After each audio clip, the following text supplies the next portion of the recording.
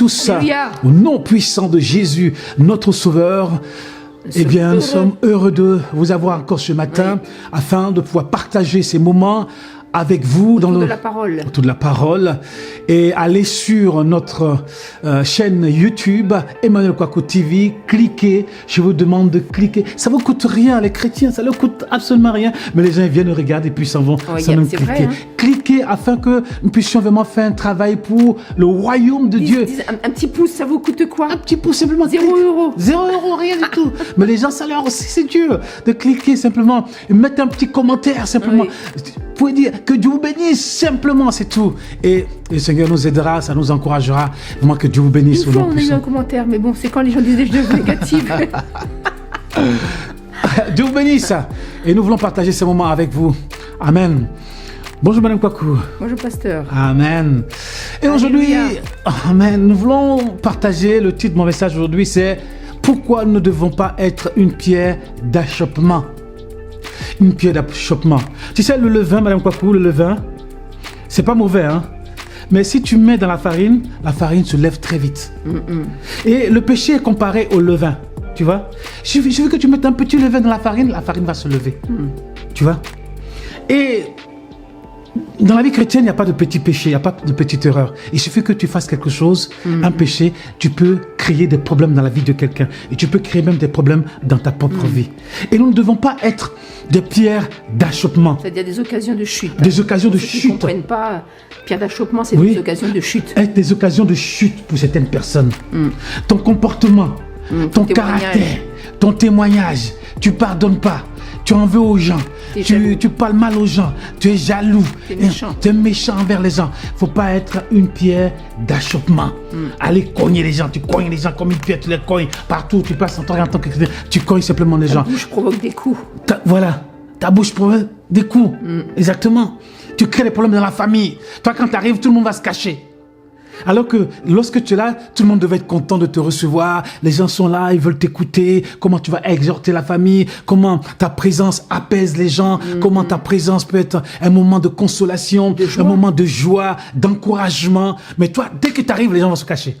Les enfants commencent à crier partout. Les gens, tout le monde commence à s'énerver. Quand tu es parti là-bas voir ta famille. Mais les gens étaient contents. Ils étaient contents de me voir. Moi, je me rappelle, il y avait la paix, il y avait la joie. Il y avait... Je me rappelle, voilà, quand j'étais partie, c'était un moment. J'ai pas pu repartir depuis. Bon, j'espère que bientôt je pourrai repartir. Et quand tu étais arrivé, dans ton village, ah là là, c'était la fête. Ah ben c'est la fête. Ah oui. C'était Manu. Manu, tu es là, Manu. Manu est là. Surtout que on était venus en surprise. Oui, exactement, oui. Mais là... C'est vrai qu'à l'époque, il n'y avait pas le portable et tout ça. Ouais, donc à l'époque, on était venus, on avait débarqué comme ça. C'était des cris vraiment dans le village. Et là, quand je suis parti, la plupart de mes amis d'école et tout ça, machin, certains sont devenus docteurs, certains sont devenus ils travaillent. Mais quand ils me voient, mais Manu, tous ils sont contents de me voir. Mais ils étaient contents, moi aussi j'étais content de le voir, tu vois. Notre présence doit être un moment de réjouissance. Notre présence doit être un moment de consolation. Notre témoignage doit impacter des personnes. On ne doit pas être des pierres d'achoppement. Et quand les gens... Tu es un témoin là-bas pour ta famille. Hein. Voilà, je suis un témoin pour ma famille. Alléluia. Que tu es là-bas, que tu as réussi, que ta famille est stable. Tu m'as dit que un de tes cousins t'appelle Grandé, non? Oui, Grandé, ouais. Non, Grando, c'est un autre. Non, c'est quelque chose, Grando. Grando? Ouais. Gloire à Dieu. Amen. Alors, on va prendre Galates 5, verset 13, la parole de Dieu. Alors, prenez votre parole, parce que tout ce que nous avons, nous le tirons dans la parole de Dieu. Dans Galates, dans l'épître de Paul aux Galates, chapitre 5, verset 13, qu'on dit la parole de Dieu. Alors, frères, vous avez été appelés à la liberté. Seulement, ne faites pas de cette liberté un prétexte de vivre selon la chair. Amen. Dieu nous a appelés à la liberté. Liberté. C'est-à-dire l'affranchissement du péché. L'affranchissement du péché. C'est pas la liberté... Mais cette liberté, c'est de liberté d'aimer Dieu et de servir Dieu. Il nous a délivrés, il nous a libérés. Dieu, par sa mort, par sa résurrection, Christ nous a libérés. Le salut, c'est quoi? On accepte Christ dans son cœur et on confesse de sa bouche qu'il est notre roi et qu'il est notre sauveur. Il y a la repentance. On se détourne de ses péchés et on suit le Seigneur. Et on accepte Dieu par la foi. La Bible dit que nous sommes sauvés par grâce, par le moyen de la foi. Dieu nous a fait grâce. La grâce, c'est une faveur imméritée. Et la foi, c'est croire en Dieu. Croire que Dieu est notre sauveur. Et si on le reçoit dans notre cœur, et si on le confesse, eh bien nous sommes sauvés. Amen. Tu vois? Et Dieu nous a libérés. Nous qui étions prisonniers du péché, nous qui étions esclaves du péché, Dieu est venu nous libérer. Depuis Adam et Ève, nous sommes devenus esclaves du péché, esclaves de l'ennemi de nos âmes, et nous vivons comme les gens de ce monde. On vivait dans le péché, on voterait dans le péché. Mais le Seigneur est venu nous libérer à la croix de Golgotha. Il nous a libérés, nous qui étions prisonniers. Dieu nous a libérés. Et cette liberté, c'est d'aimer Dieu, premièrement, et de servir Dieu. Et de lui obéir. Et de lui obéir. D'obéir à sa parole. Alléluia. Et cette liberté nous donne de pouvoir marcher avec le Seigneur, de pouvoir vivre avec le Seigneur. Mais on ne doit pas faire de cette liberté, on ne doit pas abuser de cette liberté. Tu vois? Parce qu'il y a des gens, tellement on dit qu'ils sont libres, ils abusent de la liberté que Dieu leur a donnée. Tu as dit quelque chose, non? Oui, c'est exact. Même si le Seigneur a dit, ton Dieu ordonne que tu sois puissant. C'est vrai qu'on a une position en Christ, gloire à Dieu. On est mort avec Christ, on est ressuscité avec Christ. Alléluia. On est assis dans les lieux célestes en Christ. On a une position vraiment privilégiée d'enfant de Dieu, héritier de Dieu, co-héritier avec Christ, comme dit Paul dans Romains. Mais on ne doit pas se servir de cette position pour dire, voilà, je suis enfant de Dieu, j'ai cette puissance que le Seigneur m'a donnée pour faire ce que l'on veut. Non, cette liberté que Dieu nous a donnée, comme dit le pasteur, c'est pour le servir, c'est pour faire avancer son royaume, rechercher le royaume de Dieu et sa justice, et toutes choses vous seront données par-dessus. Alléluia. Amen. Et Dieu nous a donné cette liberté de pouvoir le servir. Mais on ne doit pas abuser de cette liberté. Nous devons vivre selon l'esprit et non selon la chair. Parce que l'apôtre Paul ici fait le parallèle entre la chair et l'esprit. Quand le chrétien était dans le monde, il vivait selon la chair. Mais quand il vient à Christ, il vit selon l'esprit. C'est deux principes qui sont différents. Amen. Et ces deux principes donnent des fruits. Que tu vives dans la chair, tu vas donner des fruits de la chair. Si tu vis dans l'esprit, tu vas donner des fruits de l'esprit. On sait que les fruits de la chair, c'est la mort spirituelle. C'est la mort spirituelle. Et c'est toutes ces abominations qu'on peut citer. Hein? La débauche, la fornication, l'idolâtrie, la magie, les querelles, tout ça. Ça, ce sont les fruits de la chair. Mais si tu marches selon la parole de Dieu, l'esprit, eh bien, tu prends le fruit de l'esprit, la douceur, la paix, la bienveillance, la joie. La foi. Exactement. La tempérance. Donc, ces deux principes portent des fruits. Tu vois, quoi qu'il arrive, ils sont parallèles. Dieu nous a créé âme, corps et esprit. Ces trois vivent ensemble, mais l'esprit doit dominer le corps et l'âme.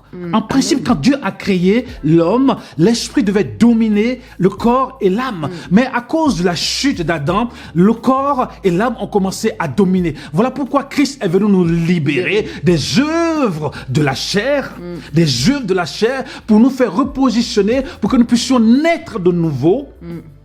Devenons de nouvelles créations ou de nouvelles créatures en Jésus-Christ, de nouvelles personnes en Jésus-Christ. Ainsi, l'esprit aura la force de pouvoir dominer la chair. Est-ce que tu vois ça? Maintenant, nous sommes en Jésus-Christ. Nous sommes dans une position céleste. Le royaume des cieux, c'est une position. Nous sommes maintenant des hommes qui vivent selon l'esprit. Tu vois, qui vivent maintenant selon l'Esprit de Dieu, qui marchent selon l'Esprit de Dieu. Et nous, si nous marchons selon l'Esprit de Dieu, nous ne devons pas être des pierres d'achoppement pour des personnes. Tous ceux qui sont dirigés, je crois que c'est Romains 8, 14, ceux qui sont dirigés par l'Esprit de Dieu sont fils de Dieu. Sont fils de Dieu. Fils de Dieu, ouios. Les ouios. Fils de Dieu, pas enfant de Dieu, ou fils de Dieu, ouios. C'est-à-dire que quand on est mature dans la foi, quand on est des fils de Dieu, Amen. ceux qui sont conduits par l'Esprit de Dieu, l'Esprit de Dieu rend témoignage à notre esprit que nous sommes enfants de Dieu. Amen. L'esprit habite pas dans le corps. L'esprit n'habite pas dans l'âme. L'esprit habite dans notre esprit. Alléluia. Amen. Et nous sommes, Paul insiste dessus, que nous sommes des fils de Dieu. Lisez bien les épîtres de Paul. Paul insiste que nous étions des gens errants, mais Dieu est venu nous racheter. Et nous sommes devenus des fils de Dieu, des héritiers de Dieu. Amen. Des héritiers. Tu deviens héritier de la maison de Dieu. N'est-ce pas formidable? N'est-ce pas merveilleux? Et nous devons marcher dignement comme des fils de Dieu. Amen. Et dans la maison de Dieu, vous n'êtes pas seul. Quand tu es chrétien, tu n'es pas seul. Nous faisons partie du corps de Christ. Nous sommes un élément entier du corps de Christ. Christ est la tête. La main gauche ne doit pas choquer la main droite. La main droite ne doit pas choquer, ou le pied, ainsi de suite. Sinon, ça serait le désordre total. Tu vois? Donc, il est important de comprendre que dans l'œuvre de Dieu, Dieu nous a donné la liberté. Mais si toi, tu as été libéré, et que, je prends l'exemple, il y a des gens qui étaient des alcooliques. Et s'il vient au Seigneur Jésus-Christ, si tu l'invites chez toi, il ne faut pas mettre l'alcool sur la table.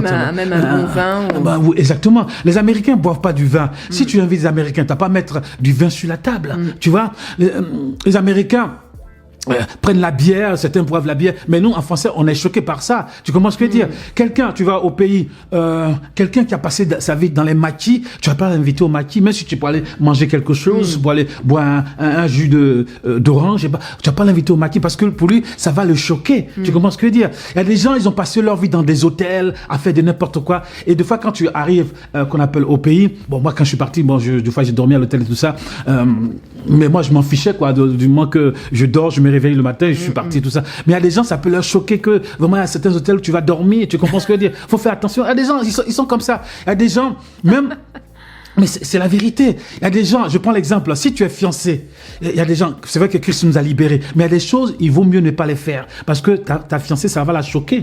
Ou ton fiancé, ça va le choquer. Moi, je sais que chez les Européens ici, il y a certaines choses qui font que chez les Africains, ça peut les choquer. Ou les Africains font que les Européens, ça peut les choquer. Est-ce que tu comprends ce que... Donc, quand on a un Christ, eh bien, on ne doit pas être une pierre d'achoppement. Si quelqu'un ne mange pas le porc, et les chrétiens, ça c'est leur problème, s'il ne veut pas manger le porc, on mange le porc. S'il ne mange pas le porc, si tu l'invites, tu ne vas pas mettre le porc sur la table. Tu comprends ce que je veux dire? Et s'il ne veut pas boire du vin, il ne veut pas boire des alcools fortes, tu vas pas mettre l'alcool forte pour faire l'apéritif. Tu vois, on ne doit pas être des pierres d'achoppement pour des personnes. Je prends l'exemple, quand je suis parti en Côte d'Ivoire, je devais aller au cimetière. Et pour aller au cimetière, il faut acheter les alcools fortes pour donner au chef du village ou un représentant pour pouvoir... Tu peux pas aller au cimetière comme ça, tu comprends? Et pour ne pas choquer les gens, tu es obligé d'acheter. D'acheter l'alcool fort pour leur donner. Bon, après, ils vont faire leur libation. Bon, ça, c'est pas ton problème. Bon, toi, ce que tu veux faire, c'est que tu veux aller voir là où les personnes ont été enterrées. Tu comprends ce que je veux dire? Donc, tu veux pas choquer les gens, tu comprends? La vie chrétienne, c'est ça. Dieu nous a donné la liberté, mais notre liberté, on ne doit pas abuser de notre liberté. Les Américains, ils sont chrétiens, mais quand ils font des affaires, ils fument le cigare. Mais ici, ça passe pas. Tu comprends ce que je veux dire? Faut pas faire de ta liberté quelque chose pour choquer les personnes. Tu vois? Et Dieu nous a appelés afin que nous puissions marcher avec intelligence. Comme quelqu'un disait, on marche selon l'intelligence, la connaissance et la sagesse. Ouais, Dieu nous appelle à marcher dans la sagesse. En tant que chrétien, qu'enfant de Dieu, on doit vraiment respecter les autres. C'est très important. Amen. Il faut respecter les cultures, tant que ça n'empiète pas évidemment sur notre foi réelle, Alléluia. authentique en Christ. Mais par exemple, si tu vas j'imagine si tu vas dans un pays musulman et que tu vas quelque part où c'est choquant, même si toi tu n'es pas musulman, pour ne pas choquer les gens, tu vas. Exactement. Moi, je vais porter un voile. Bien sûr. Donc c'est comme ça, je vais porter un voile si je ne dois pas choquer les gens. En quoi ça enlève ma foi chrétienne? Ça n'enlève pas ma foi chrétienne si je mets un voile sur ma tête. Exactement. Ça ne veut pas dire que je me suis transformée en musulmane. Mais il y a une question de respect. Et dans certains pays, c'est choquant de montrer les jambes, des choses comme ça. Donc il faut respecter. Il faut respecter on est là pas pour créer la discorde, mais on doit être des enfants de paix. On doit être des enfants de lumière. Alléluia. Exactement. Comme tu l'as dit, même dans l'habillement, il ne faut pas choquer les gens. Oui. Même si toi, tu es convaincu. L'apôtre Paul même parlait aussi de la façon dont les gens mangeaient. Parce que des fois, il y avait des chrétiens qui étaient convertis au Seigneur Jésus, mais qui mangeaient la viande sacrifiée. Il suffisait de prier. Mais les gens qui se sont vautrés dans le monde à manger des viandes sacrifiées à l'époque, quand ils viennent dans avec le Seigneur, ils sont choqués de voir des chrétiens manger de la viande sacrifiée qu'ils ont achetée peut-être au marché, tu comprends? Mais le chrétien, ça veut rien dire pour lui. Lui, il achète la viande, il mange, il prie, il mange. Oui. Donc lui, il se soucie pas de ça. Mais pour certains qui ont vautré dans le monde, qui ont fait des choses dans le monde, quand ils viennent au Seigneur, ils sont choqués parce que c'est leur conscience qui les choque. Il y a des chrétiens qui ont une forte conscience, mais il y a des chrétiens qui ont une petite conscience. Ils sont peut-être pas au Ils sont même niveau faibles. de foi Ils sont aussi. pas, c'est pas au même niveau de ont foi. 6 mois de conversion. Voilà. Donc il faut pas détruire leur foi. Non. Il ne faut pas être une pierre d'achoppement, cela veut dire qu'il ne faut pas détruire la foi de quelqu'un ou choquer quelqu'un dans sa marche avec le Seigneur, tu comprends? Parce que notre comportement peut détruire la foi de quelqu'un, peut choquer quelqu'un, peut déstabiliser quelqu'un dans sa marche avec le Seigneur. Tu dis quelque chose? Non, non, c'est bon. Merci, Seigneur. Alléluia. Amen. Donc, nous, en tant que chrétiens, il est important pour nous, en tant que chrétiens, de marcher dans l'intelligence, dans la connaissance et dans la sagesse avec le Seigneur. Le Seigneur nous a appelés à la liberté. Mais nous ne devons pas faire de cette liberté une façon de vivre dans la chair. Je pense que si vraiment on est dirigé par l'amour, tout ça, en fait, c'est la base. C'est l'amour, tu vois. Amen, c'est l'amour, C'est exactement. l'amour des C'est autres, l'amour pour Bien les sûr. autres, l'amour pour son prochain. Alléluia. Franchement, si déjà, nous, on est vraiment... On a cette base, l'amour, le reste suit. Si vraiment on a la base de l'amour, on va pas choquer les gens. Amen. On va respecter, on va être poli, on va tout faire pour édifier les autres, pour être des enfants de paix. Nous sommes des enfants de paix, nous sommes des Amen. enfants de lumière, nous sommes Praise des the Lord. enfants qui devons montrer l'amour de Dieu. Alléluia. Amen. Amen. Voilà, que Dieu vous bénisse. Amen. On espère que ces petits moments que nous avons pu partager avec vous ont été des moments bénis Amen. avec Que le le Seigneur Seigneur. vous bénisse. Seigneur bénisse votre semaine. Eh bien, soyez fortifiés dans le nom puissant Lisez de la Jésus. parole, priez. Lisez la parole, priez. Oui. Alléluia. Amen. Et Dieu vous bénira. Merci Seigneur. Merci Madame Kwako. Merci, Amen. pasteur. Amen. Praise the Lord. Amen.